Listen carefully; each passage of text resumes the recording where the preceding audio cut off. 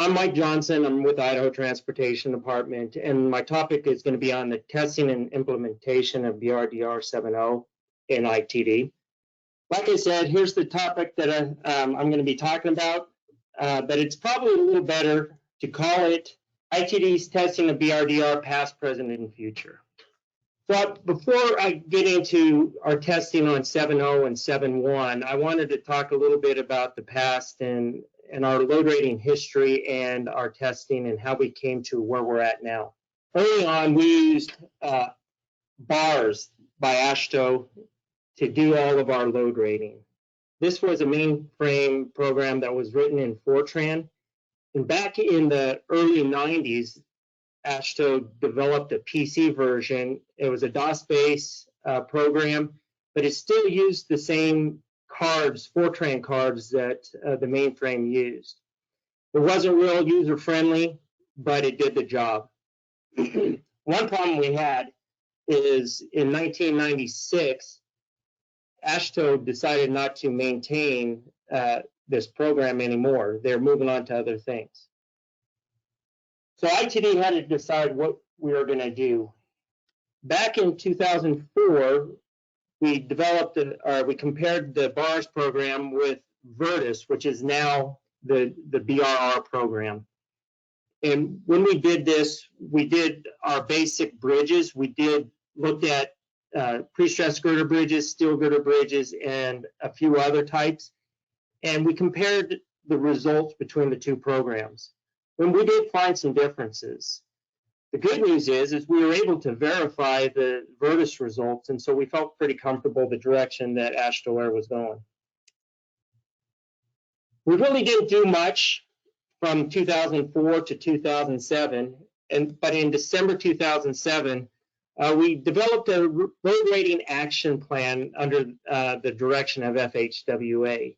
And you can see in the little graph there the first couple of years of our action plan. And although it doesn't look like a whole lot of bridges to some states, this is a fairly significant workload for ITD with the resources that we have. In 2008, ITD began inputting the bridges into Virtus. And we used our internal resources to do this, but we quickly learned that we're going to have to use more. And so in 2009, ITD came up with multiple contracts with consultants to help with the load rating. And actually in 2009, we had 6 different consultants assisting us with the load rating. In 2010, we did our very first upgrade of Virtus. And at this time, we really only had our very basic bridges, our pre-stressed girders, and some steel. And we didn't do much of a testing of the upgrade. We did look at the input screens and some of the functions of Virtus to make sure that they still worked. But other than that, our testing was pretty limited. Well, 2011, the type of bridges that we were inputting into Virtus expanded. I mean, they became more complicated. So we figured we better do a little bit more testing on it. We still tested the program functions, but we also came up with 30 bridges that were representative of some of the bridges that we had in the system, and we did an in-depth analysis on the results between the old version and the new version. They correlated pretty well, but we started to see some differences, especially in some of the more complicated bridges. Well, between 2012 and 2016, ITD still continued to use internal resources to do the testing.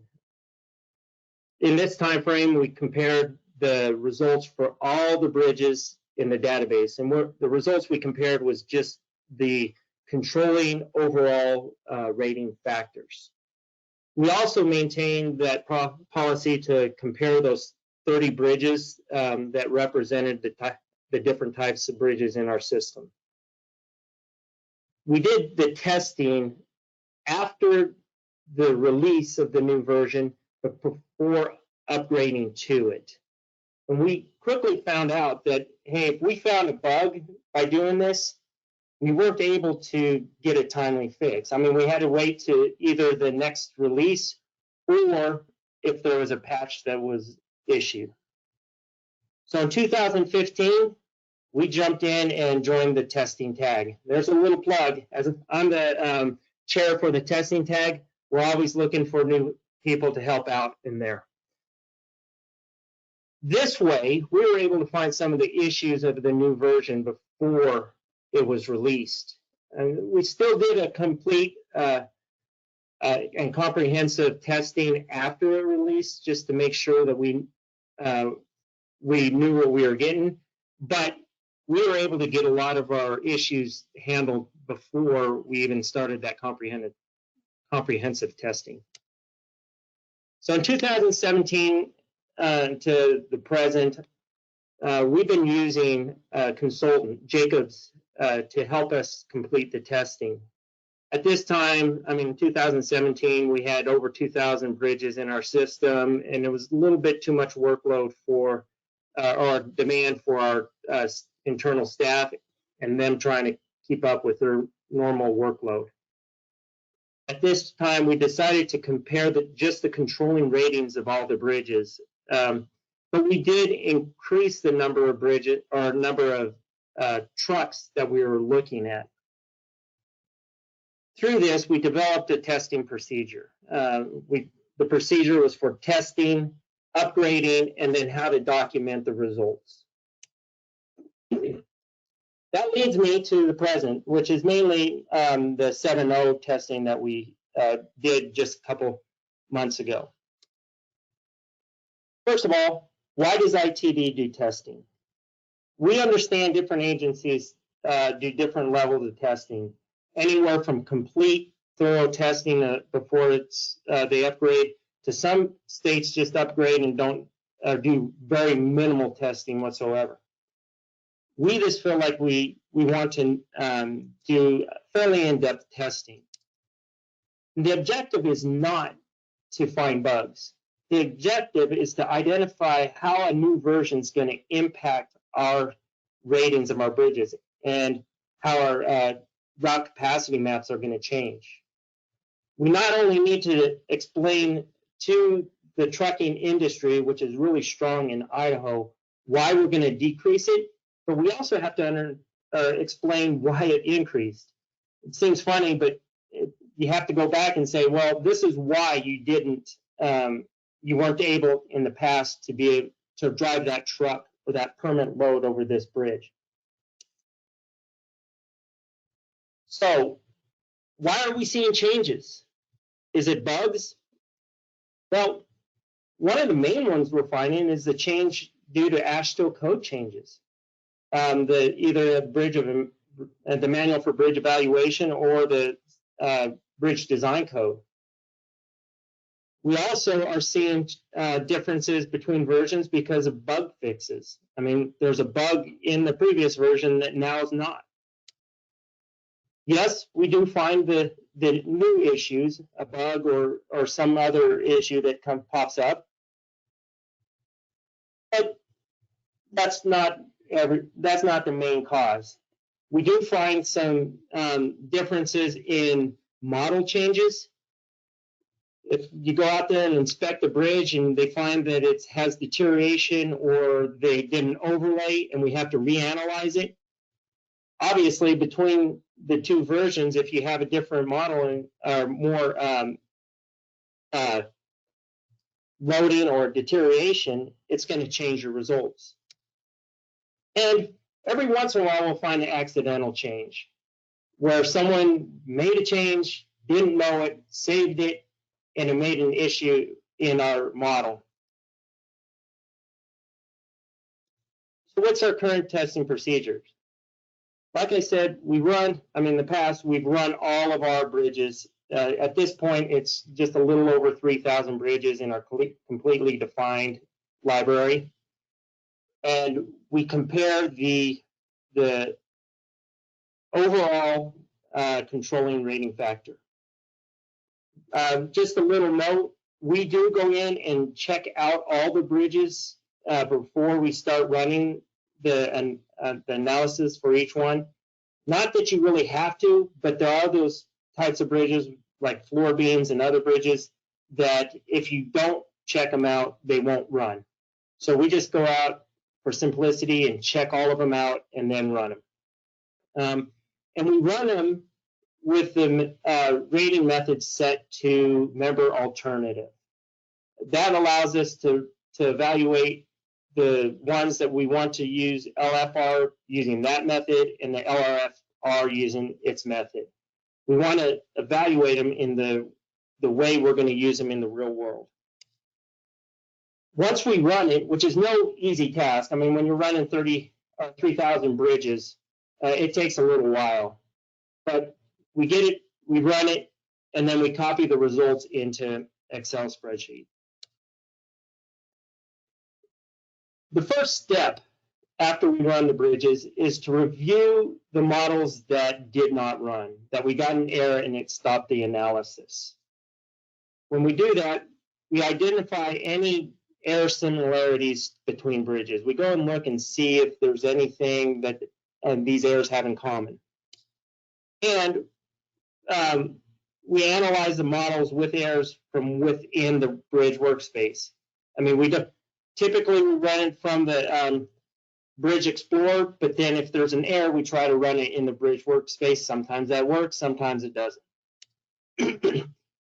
We go into a review of the error message and the warning that are produced for clues. And then we can also compare these bridges to similar bridges that didn't have errors. We look at it, is there anything in this one that has an error that is not in another bridge of a similar nature? And if we find a bug or find an issue, or if we can't determine what the reason it's not running, we submit a JIRA ticket to support.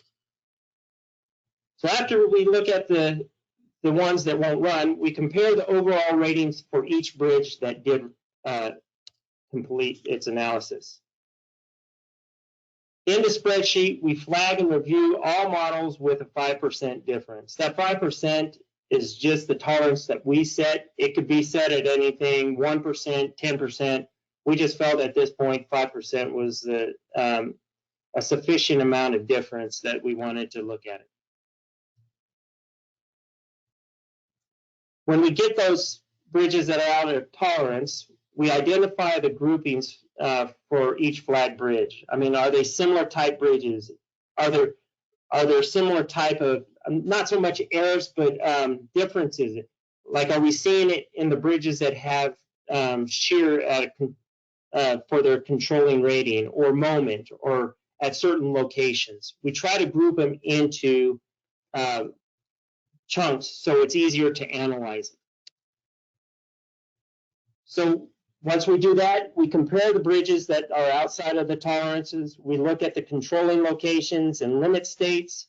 We look at the dead loads in both versions and see if the dead loads and the live loads are the same. We review the spec checks. We look at the capacities at that location. Is there anything in the spec check that gives us an idea of what could be different?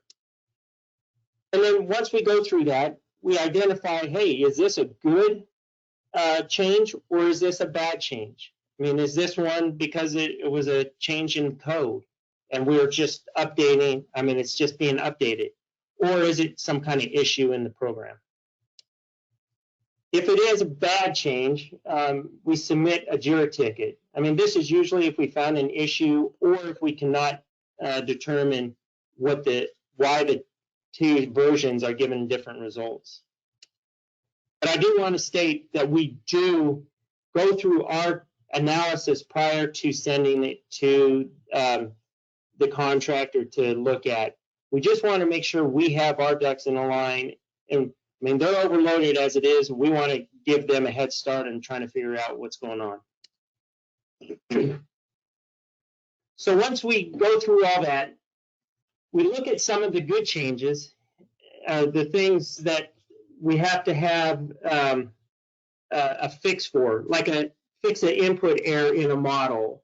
Or is there something that you can have a workaround that we can make a change and it'll work in the new version? But if we do that, we always document what we're doing. And then we evaluate the path forward. And this is the final step of our testing. Do we want to upgrade? I do have to say there's been one time that we decided not to upgrade, and it was going from 6.8.2. We didn't go up to 6.8.3. We actually waited to 6.8.4, and that's for different reasons. But that was part of our testing program in our evaluation. And then once we decide to upgrade, how do we handle the issues that impact the results? So now let's get to the meat of what this presentation is going to be about. It's the results of 7.0. And when we did the testing for 7.0, we ran 2,952 bridges. And of that, just a little over 2,800 matched between versions without any issues. They're all within, majority of them were within tolerances. But we did have, for different reasons, 143 bridges that did not meet that tolerance that we set. I'm going to go over a few of them so you could see, because I know a lot of people are trying to decide if they're going to go to 7.0 and 7.1, but here's some of the issues that we did find.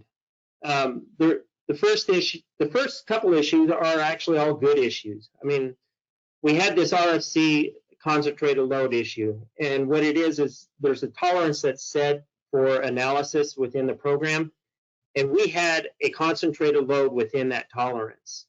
And the tolerance we had was 0.01 feet, and we had a concentrated load within that. So if we just moved the concentrated load outside that 0.01 feet distance, or we lessen or decrease the tolerance, it ran perfectly. And that was 35 bridges, about 25% of all the bridges that had issues. The next one is a permanent load tensile steel stress. In this, 28 bridges had different results when you analyzed the optional tensile steel stress limit state. And you can see it on the percent change in the right-hand column that some of them were significant changes in it. In reviewing this, we found that 7.0 was doing it more correctly. And so we had to come up with a policy. How is this going to change how we're permitting trucks? Is it going to affect us? So we had to come up with a policy on how to move forward.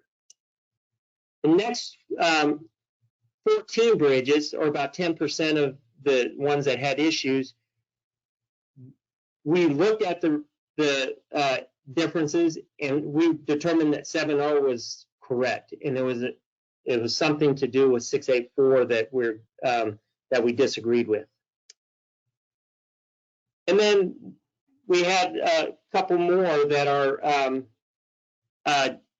just minor issues. We had this one that if you have too long of a name in an alternative, it threw an error in this.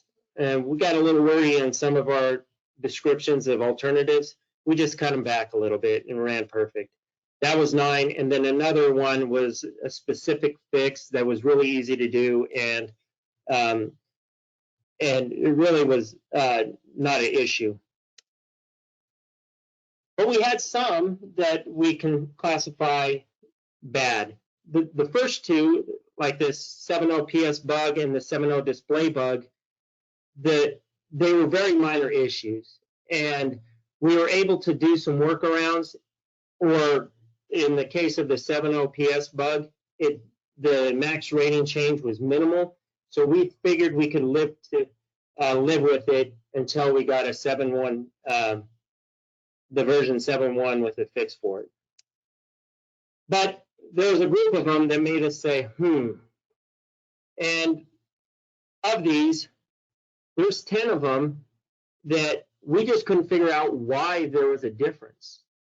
And we submitted a JIRA, but again, we did this after the 7.0 release. Although it's being, we're finding that these are fixed in 7.1, we just have to wait until that one's there to do. And then there's also 34 bridges that just did not even run in 7.0. So the results of the testing. ITD did decide to upgrade to 7.0. We were very happy with the results of our testing and how the program was working. We made the necessary changes based off some of those things we talked about, and we did accept permit tensile stress change. It really didn't affect how we're going to permit vehicles on our system, so we were able to accept those changes, even if it did lower the capacity on some of the bridges. Wehowever, there's those problem files, the 44 bridges, the 34 that the models do not work, or the 10 bridges that we weren't able to verify. We are maintaining those in 6.8.4. So for right now, we're permitting in both 7.0 and for these 44 bridges in 6.8.4. One thing I do want to say is when we are using 6.8.4, the database for that only contains these 44 bridges. And that's so we don't have someone go into the wrong file and make a change, or we don't have it, we know the bridges that are having issues. So when 7.1 comes out, we can maintain them that way, manage them that way. So now 7.0 to 7.1, where are we going in the future? So future testing plans, we're still going to maintain similar testing process. We're going to continue participating in the testing tag. We feel that is very important and allows us to get some of our issues handled before the release. But we are still going to complete an in-depth testing once it's released prior to upgrading. When we do it, we're going to change up a little bit of our procedure. We're going to still compare the controlling ratings for the overall bridge load rating for all bridges. But because of the tools we have and the more efficient process that we have now, we're going to go back to performing some thorough reviews on some of the representative type bridges, some of our bread and butter bridges, so we can see if it's still, make sure that there's no issues embedded that we wouldn't be able to find just by comparing the overall load rating. And we're going to start using the analysis result comparison tool that comes out with 7.1 to assist us in our testing. It's not going to replace our testing, but it's sure going to make our testing a lot easier. So now with 7.1, we are currently beta testing 7.1, and we're asking Jacobs, because of we feel comfortable with the state that 7.1 is right now, we're asking them to actually perform the in-depth testing for all of our bridges on beta 3 and beta 4. We're finding beta 3 closely aligns with the results from 7.0, and the issues that we did have with 7.0 and we're verifying that they have been fixed. We have found a few bugs that Jacobs has submitted to JIRA, so it's not perfect, but hey, we caught this before the release. And we are beta testing the ARC tool. We feel like this tool is going to help us significantly in our testing in the future, and it's going to make the state's job and ability to upgrade so much easier. And we are finding the results are consistent with this, testing results completed by Jacobs. In fact, we're using the ARC tool, a level 3 analysis, to help Jacobs pinpoint some of the issues on the bridges that are not corresponding to 7.0. And while we're doing this, we're writing down different ideas of how to make the ARC tool better in the future, so we can have future enhancements to this. So in summary, ITD is comfortable with the 7.0 results, and obviously we did upgrade. However, we are running 684 for those 44 bridges that we call the problem children. And we are very excited for version 7.1. We know we won't need to run 684 for those problem things, and it brings our tool, which will really simplify our life when we're doing future testing. With that, I want to thank you for letting me present.